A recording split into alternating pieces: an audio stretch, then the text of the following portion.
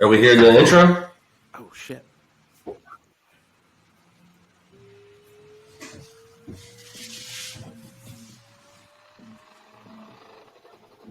You dance. I'm not. We can't really hear it though, so.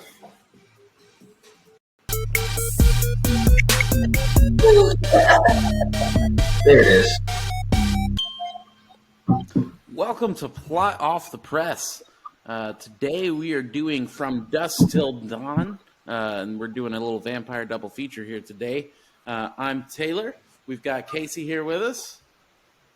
Hello. And Carter, Bill, William, Michael. What up? If you click that pen the whole time, I'm going to stab you. Well, I clicked it the one time so I could fucking write with it, but I mean... That's acceptable. I get one click? I'll give you 3. Okay. Well, I'm clicked out then. That's 1 for 30 minutes. All right. So today we are doing From Dusk Till Dawn. That is our great movie with leading man, Mr. George Clooney himself. But it is a 1996 movie, 7.2 out of 10 on IMDb. Robert Rodriguez is the director. Bobby Rodriguez. And it does play our good man, Mr. Tarantino. Who screenplay? Story Bob. He did the screenplay. Bobby. Yes, but he was also in the movie. As a very creepy rapist. All right. Kind of. Sex offender for sure. Murderer. There we go. Because, I mean, he's like weird. Okay, so name the other movie that Robert Rodriguez directed that Quentin Tarantino was in without looking it up. Was it the dogs one? No. No clue. I don't. Desperado, Antonio Banderas, and Selma Hayek. He's at the beginning of the movie, and he's doing the. He's talking about he's at the bar, and he's like the bartender, like I bet you I could piss in that cup for whatever from over here, and this, that, and the other. Yeah. So, yeah. And I hadn't seen that in forever. I do like Desperado, honestly, but let's kick it off with our normal kickoff here. IMDb says 7.2. Carter, what do you give it? All right, 7.2 is just crazy, but this movie is 2 parts. It's 45 to 50 minutes of like, all right, I like it, like, you know, total Tarantino, criminal activity, good, good banter, not great. I but this is waiting for the vampires. I was like, we're like a good 45 minutes, almost an hour in, and we're still in this like kidnap scene. Yeah, true. Yeah, okay, since it's pretty much 2 movies in one, I'll give it an 8.1 for the first part, and then after the vampires start coming out, I give it a 3. So with the division, I give this movie a 4.9. Okay. Just because once the vampires come out, like I completely do not give a shit. Like I could not have cared less about anything. And So I'm going to give it a 5.5, and here's my reasoning. I'm with you. At the beginning of the movie, I was like, okay, well, I'm enjoying this, but I knew somewhere vampires were coming, so I kept waiting for that, and I kept waiting to see what kind of vampires, and these vampires ended up being very goofy, not like scary. They were just like very like Doom monster looking.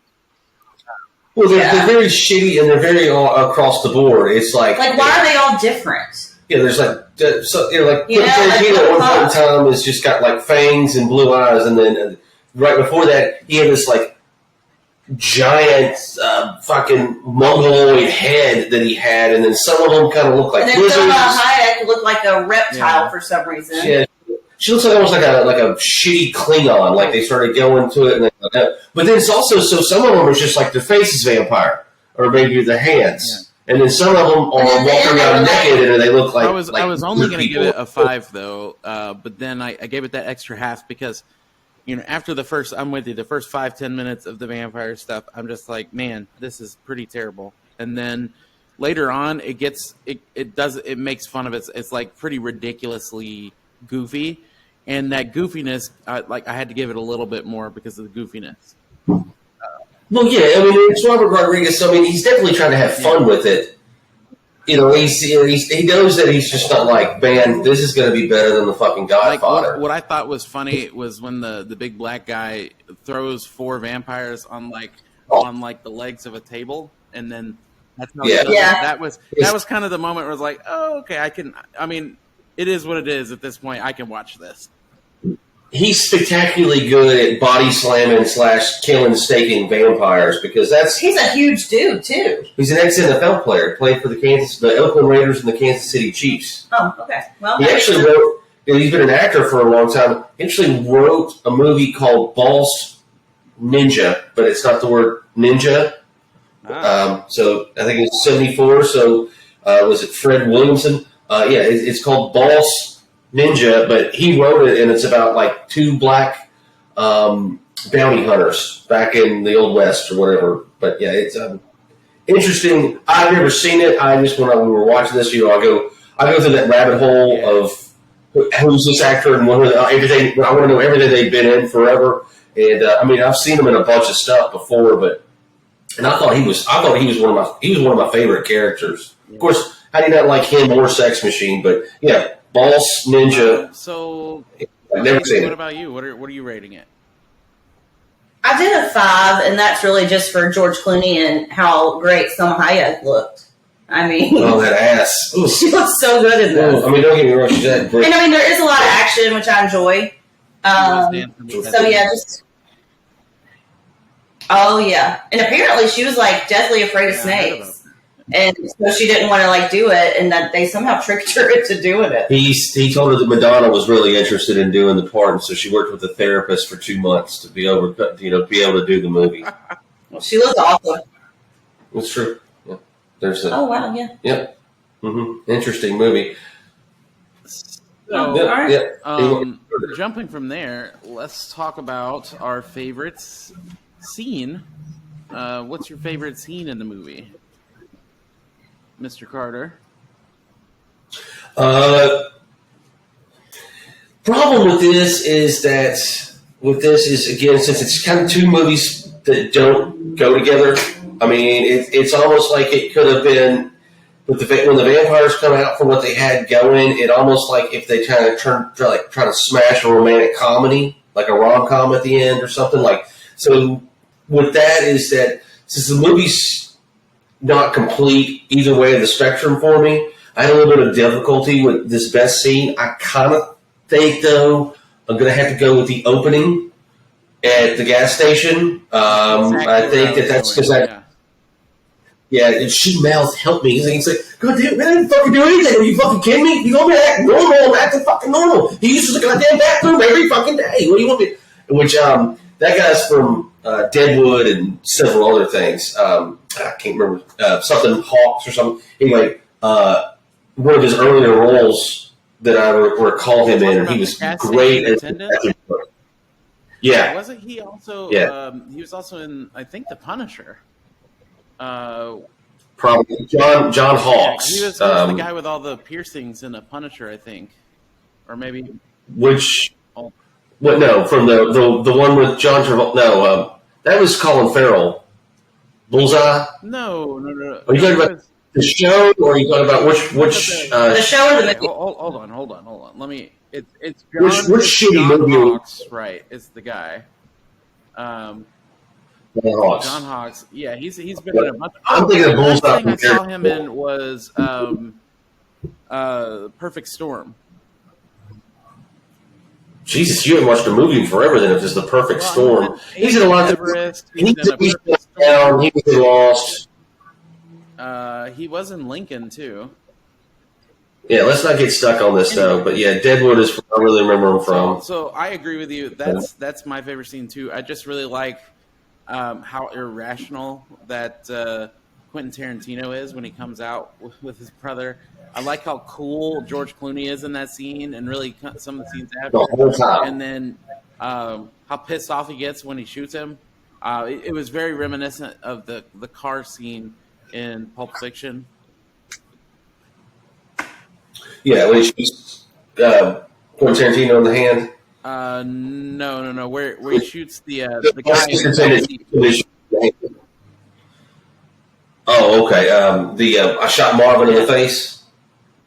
Best part about that whole scene, anyway, is that the way that John Travolta acts like, oh shit, I spilled the drink. Oh man, I shot Marvin in the face. How he's just so nonchalant about how he just like, oh man, I got fucking blood. I shot Marvin in the face. So, and then of course. But then after that, then George Clooney's like there for it. He's like, all right, shoot the bottles behind him and, burn them up. Oh, George Clooney's definitely the got to be the big brother of all time. I mean, he doesn't give a fuck. So what about you, Casey? You got a favorite scene? Yes, but it's different than y'all's. I liked at the end when it was just George Clooney and Juliette Lewis. They're back to back, and it's like, it's just them two against everything. Just kind of, solid, being solid together and getting through it. And then she comes out with all this blood on her. Poor thing. She's lost everything, and she's like 12. Well, she still could play a 12-year-old, and I think she's 50 right now. Yeah. I couldn't figure out really exactly what age she was playing in this movie. Because she was... It's... like 14, maybe? Who knows? But I think... And that's the thing I guess we'll get into. Is one of my gripes at the end. It's like, okay, so look, I understand George Clooney, and she's kind of like, hey, you know what, you want me to go with you or whatever. And he's like, you know where I'm going, whatever. But you at least got to take her, right? I mean, follow her. She's so, like, this just happens. And like, make sure she's okay. Yeah, you just leave her in the... Fuck her. You don't, she's going to have PTSD. She's going to be sitting out in the desert with the fucking vampires and stuff. Yeah, no, I'm with you. Like, there's no way she doesn't get in the car with him and he doesn't drop her somewhere. Maybe she followed him, though. Well, of course, no, she's not getting in the RV, but I mean, so she's got to be hoping at least if... Obviously, the movie's stupid, and we kind of agree on this green, oozy, squishy vampires, which I didn't never get. But and apparently, if you take a whip and rip one of their heads off, they kind of turn into like a dog alien that Sex Machine turned into. We get it. But yeah, if she can't drop, you're just going to leave her at the titty twister in the middle of nowhere, Mexico. I mean, it's not like you're leaving her in downtown Omaha, Nebraska, where it's like she'll probably be okay. Like someone stumbles upon her, she's like drenched in blood, looks like a psychopath. Yeah, I mean, what is she waiting for? Like a magical chupacabra to come by and be like, "Follow me, Lassie." Like I don't know. That's how chupacabras talk, but and then, they don't get it. What is it? Then DCIS or whatever come get her. Who knows? All I know, does Mexico have ice? I mean, like, who knows? I don't know. Maybe they deport her, but not really.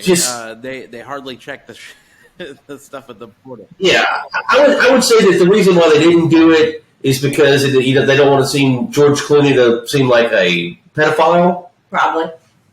But he is a badass. But at the same time, though, like, well, hold on. He says, "What? Like, I'm a bastard, but I'm not that big of a bastard," or something like that. Yeah. Again. But so does that mean if I took you with you, I would have sex with you? Yeah, I mean, you don't be a pedophile. You don't have to fucking finger her in the Porsche while you're driving. I mean, you don't have to hit her with a cheese grater on the passenger seat. You could just ride. You could just Here's she the could problem. just rock. She was giving him those eyes. That's exactly what she was wanting. Like, oh, I understand that, but still, it doesn't mean that you just go quit.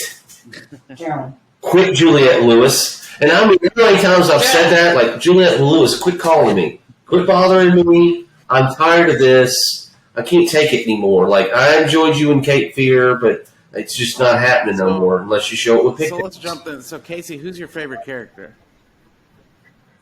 Well, it's either got to be George Clooney or the Sex Machine guy. I like both of them. Tom Savini, I think. Sex Machine is such a good, absurd character. Yeah, and he's like a badass. But yeah, he has a dick gun, though. Yeah, true. I didn't really understand that. I didn't get that either. Like, part of the silliness of it, I guess. That's why I said absurd. I mean, because it's way. I mean, again, I like the character. I mean, even when he's turned into a vampire and he's trying to hide it, and it's like one hand goes and he goes like that, and the other hand has it. He's like, look. But yeah, he's like fighting off the voices in his head, like kill him. He's like, he's very fun, but I have to go with it's got to be Seth. George Clooney's just such a badass from beginning to end. I liked Harvey Keitel in this one, honestly. Whatever. Jacob Fuller, the preacher / whatever. At points he's the man in charge for sure. I really liked his acting, and maybe I liked the character. His acting's fine. It's the god awful fucking accent that he tries to do the whole time. It's fucking you don't no one notices his fucking terrible fucking accent, like he's sort of New York Southern. All the things wrong with the movie, like I guess I didn't have time to pay attention to that. It sounded like the normal way he normally tries to talk to me. No, it's not. That is not Winston Wolfe right there at all. That is too focused on how shitty the other things were. That's what I was saying. You know, the first part of the movie when they kidnap him, you don't notice that. That's definitely not the way Harvey Keitel normally talks. He's doing a shitty fucking accent. I mean, how the fuck am I the only one that noticed that? It's fucking terrible. It's like me trying to speak, Bolivian, and I don't even think they speak. I don't think there's a language called Bolivian, but we'll say that because that's how bad it is. I really didn't know because it's stupid for me to even attempt to be Bolivian. Because first off, look at me. I couldn't pass for it, but still, Harvey Keitel's character was the character itself. I'm gonna have to go with is all right. You gotta have it in there because he's the man of God. It's just the one I liked. No, I'm not knocking you for it. All over it. I see it. That's where we're going. He's not shitting all over it. I'm saying that Taylor, that's what he does. The fucking terrible accent, though. You didn't know. I didn't know. It's like Terrence Howard, Muscle and Flow. Honestly, I really didn't notice that, and I might have to go back and watch again to see if I do notice. Well, I really don't want to go back and watch it again. Fast forward. Yeah, you don't want to watch it again. Just fast forward and listen to it. It's... Ugh. So, sorry. Let's talk about casting. I'm actually sure that you have quite a few for this one. Recast? Yeah. We're skipping to that already? I do not. Where we're at. We've made it through the first 4. This is where we're at. Okay. I'm just saying, I don't have a lot of...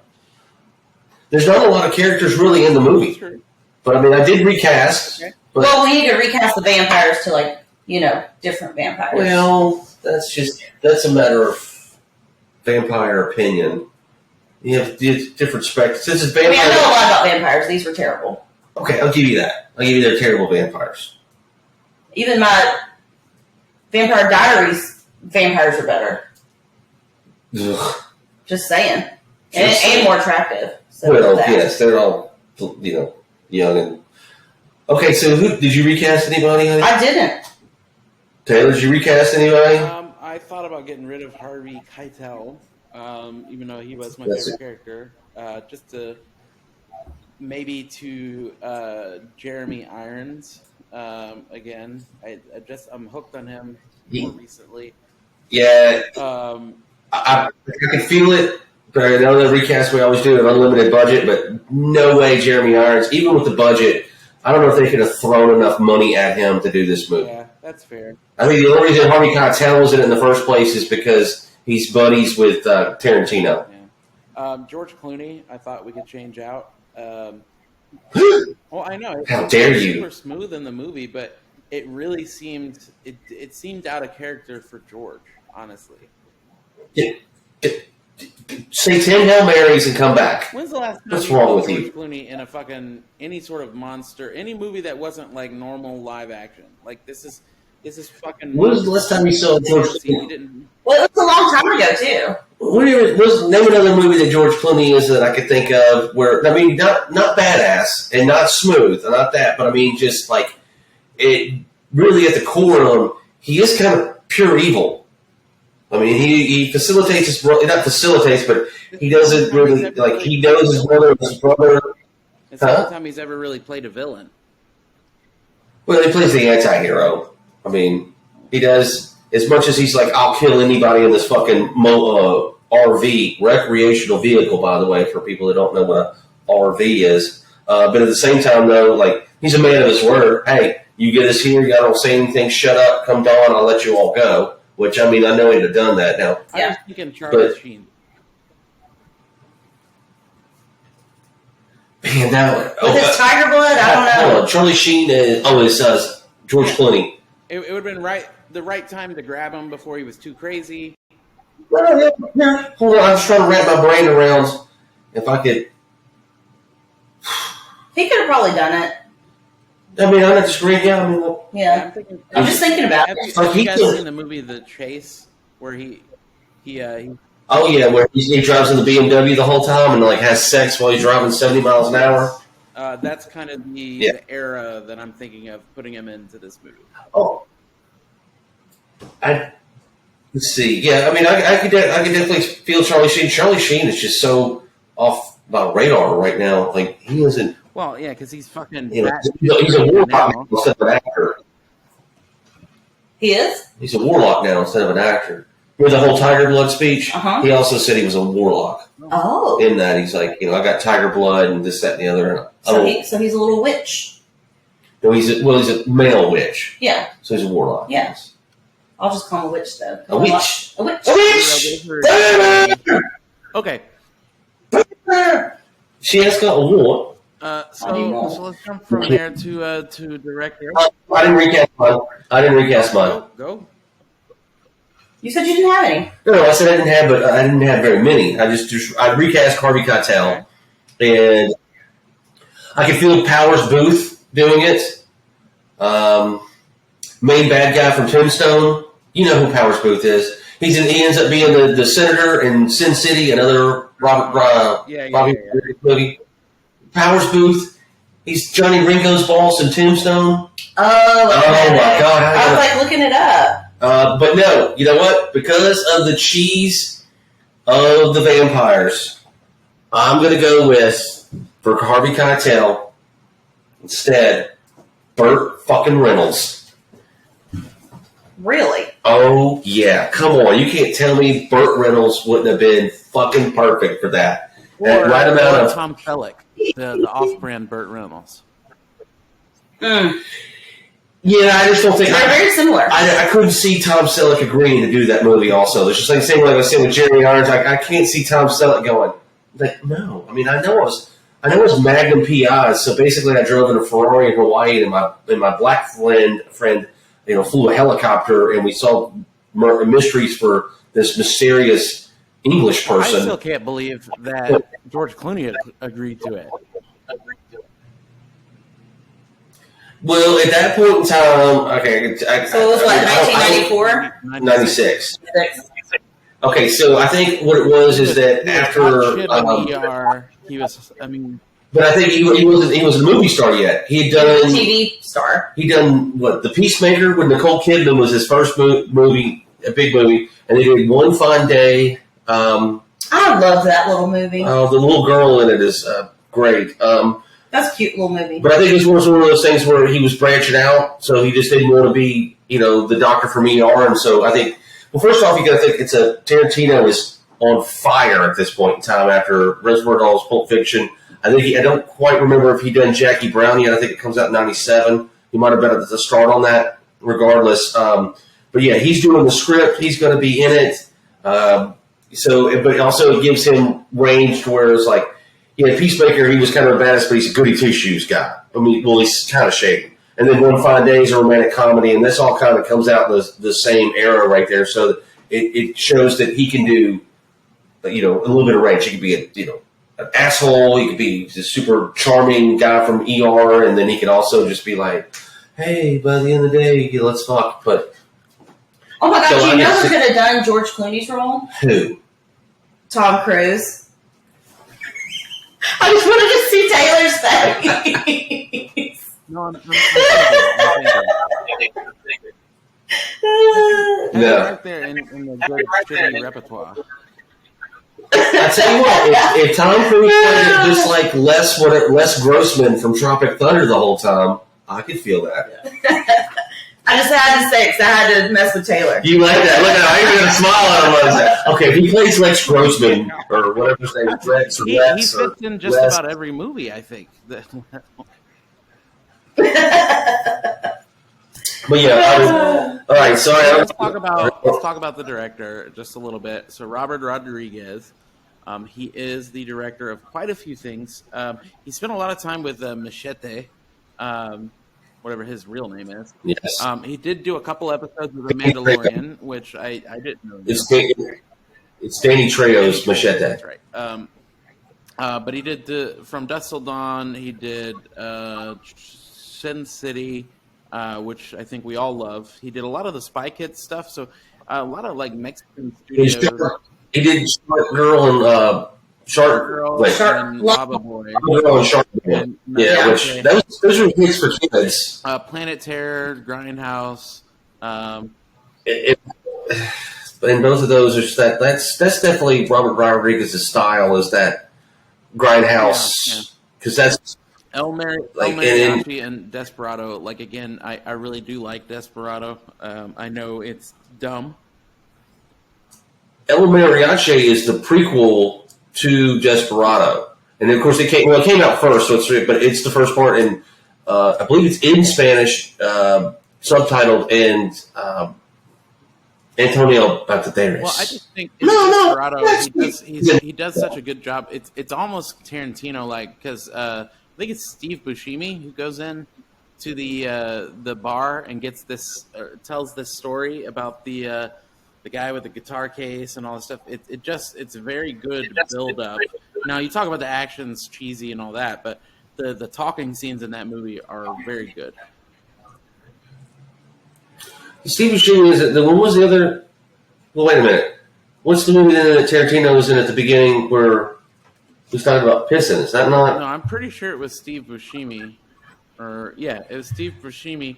Quentin Tarantino is the pickup guy in that movie. Steve Buscemi is actually the guy at the bar telling the story. Oh, is that what it is? But Tarantino is in that scene, right? He's just like he's a guy with a pickup that like drives by. He may be an El Mariachi. Well, now I've been said something wrong and be fucking crazy. Okay, so Tarantino is the pickup guy. Excuse me.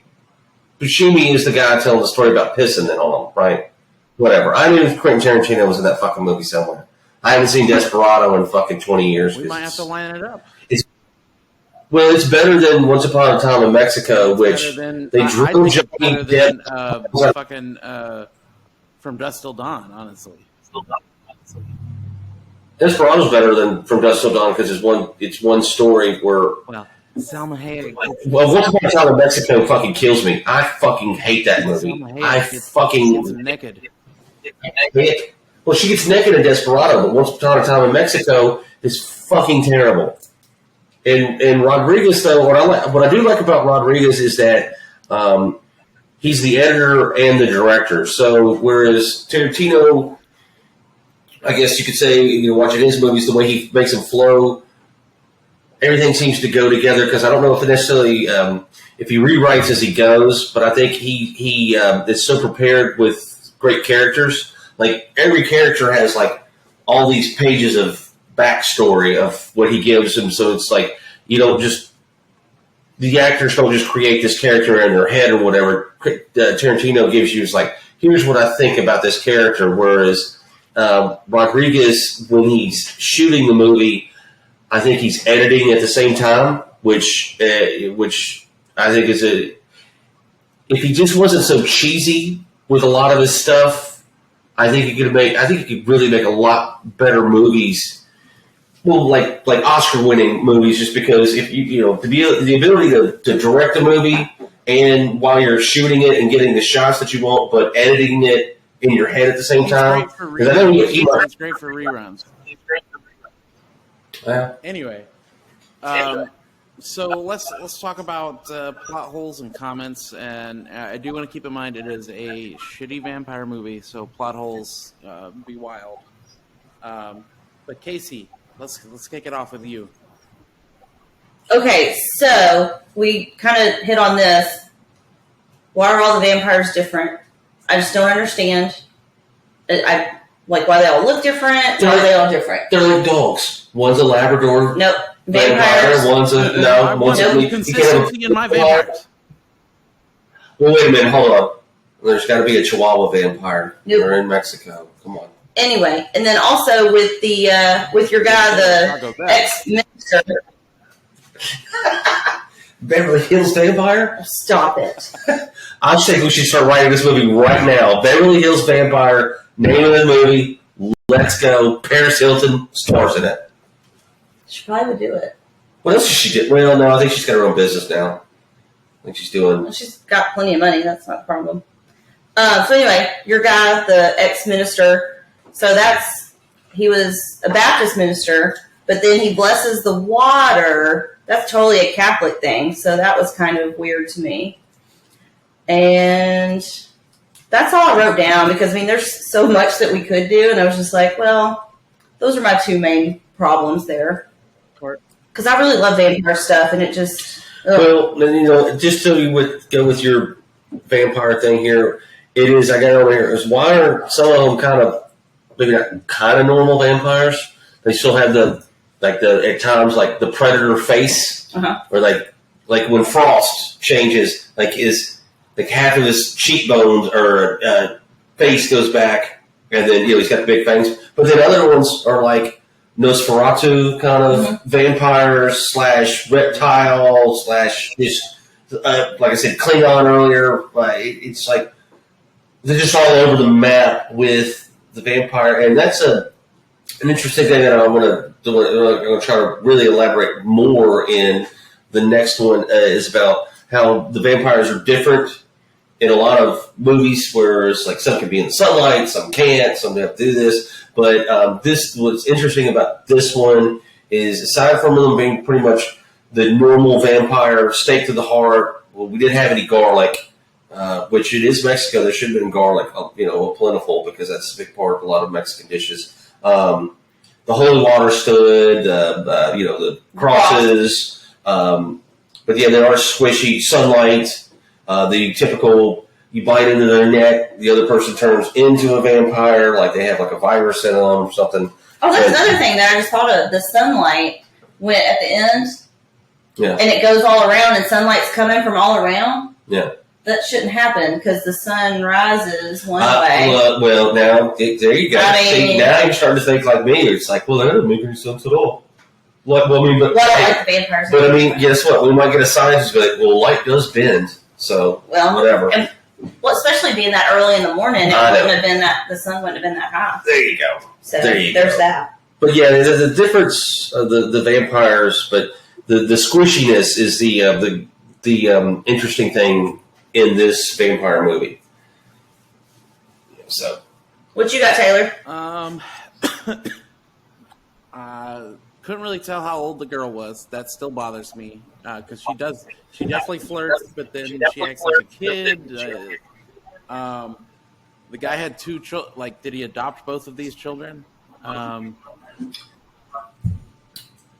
wasn't going to really touch on that, but you know what? Now that you say something, yeah, it's just like, which is fine. It's just like they should have at least said, "Oh, I adopted them" or something to set the context. Two different mothers. I mean, if he's a preacher, I mean, is he getting around? I mean, yeah, I don't get that. And then also on top of that, these kids, because there's never any kind of description of how old they are. You assume Juliette Lewis is the oldest one, so if she's 16. I said she was like 14 to 16. Okay, well, Harvey Keitel looks like he's 50 to 55 in this movie because he had his kids when he was 38. I feel like they're both adopted. I mean, I don't know. Again, it's like, where the fuck are the moms? I'm with you on that, though, T, that, it's like, at least throw me a bone on that. Like, what? What about... Because even when he's asked about it... But, of course, it's Taylor singing race. Well, and also you have George Clooney in this, with this most ridiculous tattoo. I knew you were it just... His whole story didn't make sense, what they were doing, and then he's going off to wherever he's going off to, Mexico. El Rey. Which is so what is it like Mexican prison or like couldn't quite figure that out. Why in the world he wouldn't take the girl with him? Especially since he just allowed her whole family to die. I mean, you think you'd like be like, look, I need to hold on to you. Like, at least let me get you to a 7-Eleven. To the next town, right? The next town. That's all you got to do. Or at least get you in the car with the other people he's making the deal with so that they can take her somewhere. Yeah, I mean, come on. Something. Jesus. I feel like she followed him, give her though. some money, though. And I agree. I was actually thinking this. I think she's following him anyway. That's what I think. And if he'd just taken the RV, they would have had room for whatever they wanted to do. Okay. All right. Jesus Christ. Of course, Juliette Lewis of this, George Clooney is probably 30, 35, maybe 30. Yeah, somewhere around there. 35. And Juliette Lewis is probably 38. Mexico. Because she just... slow down. I'm not talking. Woo! Mexico. Pew, pew, pew, pew. It's still not fucking Thailand, guys. Everyone calm down. I'm just saying, like, in real life, I mean, Juliette Lewis is born in, like, what, 73. And George Clooney's probably 10 years older, and he looks like a grown-up, and she still looks like she's in fucking high school. So, but anyway, really, I mean, other than that, like I said, the holy water thing, the steak machine that he made. thank you. Okay. What? How? Because I got this written down. It's like they have an 18 montage. There's like, let's look around and see what we can find in these crates, because that's how I do my Harvey Keitel bad accident voice. He's a cross between Foghorn Leghorn and let's see what we can find and make weapons. And it's like, why don't y'all just wait till fucking morning in that room? Why don't y'all just sit in there? Of course, it destroys the movie if you do that. But I mean, like, the smart thing to do is like, well, they're obviously not coming in here. So why don't we just... Does anyone have a watch? Because back then people didn't have cell phones plenty, so why don't we just wait till like 8:30 and then walk out of the fucking building? Like, I don't. But yeah, the 18 montage, and it might as well just been like, dun, dun, dun, open a box, dun, dun, dun, I've got a blower motor that I'm going to... I even asked you, what the fuck is that? I don't know, but he puts it... So, first off, he takes the time to whittle a steak with, I don't know what. Digger, if I had to guess. What, like an auger? No. That's still... And that's it's still in terms of... normally that would be like something that you shoot the post down into the ground. It's not something where it would go out and come back in. It's still... He turns it into a giant fucking steak dildo machine. Which still, again, I don't know why you... It excited you. Oh, I was rock hard. The nipples could have cut glass the whole time that he did that. Which, again, it doesn't make sense. Why does it pulsate back and forth like a throbbing steak cock when he could have just jammed it in there and just stab, you know? And so he turned it into almost like a joust or a spear. But or a lance. A joust is the game. I apologize. It's a lance. I mean, outside of that, I don't really have much else because you got to take the movie for what it is, right? Yeah. Let's to closing comment. I didn't even get into mine. Oh my god. Well, I just have a couple more, and I think we kind of touched on it, but there's two that it's just, aside from the squishy vampires and everything. I mean, the dick gun, as fun as it is, it's like I mean, really, I mean, it'd be one thing if he had one there. It's like how they even, like it, the bullets on the side even look like testicles. Like, okay, I mean, who makes that? I don't think Smith and Wesson has a cock gun. I'm gonna look at that. Well, who? Yeah, it'll be a lot of fun when we take it to the range. Damn right. Just standing there with my hands on my hips, just ba-bam, ba-bam. I'm looking like, yep. It's like an old Superman, black and white, and so the bad guys come in and they start shooting guns at Superman, and he just stands there like, "Fuck you, motherfuckers! I'm Superman." But then they run out of bullets, and they're like fembots from Awesome Powers that are doing the Well, that also. But what I was saying is that with the old Superman, if you watch that, I always love it. It's like they stand there and the bullets bounce off of them, and then he's like, "Ah, fuck you," and then they run out of bullets, and they're like, "Fuck you, Superman," and they throw the gun, and then he ducks. Like, oh shit, he threw the gun. Let me duck. Anyway, one of the things I did find, because again, it's stupid at this point in time, but I found stupid amusing is that Frost rips that big guy's heart out, and they beat him, and he's still alive. But for whatever reason, I guess he's just going to walk around with his heart for a while. But they kill him with a pencil. I didn't find that. I was like, all right, you know what? As dumb as that was, like how all of a sudden he's a kung fu master. It was entertaining. I know. Yeah, I enjoyed dumb, that, but it was entertaining. But the other thing is that I really have a problem with. This does not even sense or the realm of possible. Why is it the band all of a sudden has like human meat guitars? Oh yeah. I was going to mention that. Like I could you just put them in vampire makeup and still play a Les Paul or a Fender Strat, whatever. But why all of a sudden do they have meat guitars and like it? That just really, really bothered me. And then they just kind of, on top of that, then they David Copperfield the fuck out of there. Fred, I think it was Frost or Sex Machine. I think they're both of them. They were like, let's kill this fucking shitty band, which I think is not Los Lobos.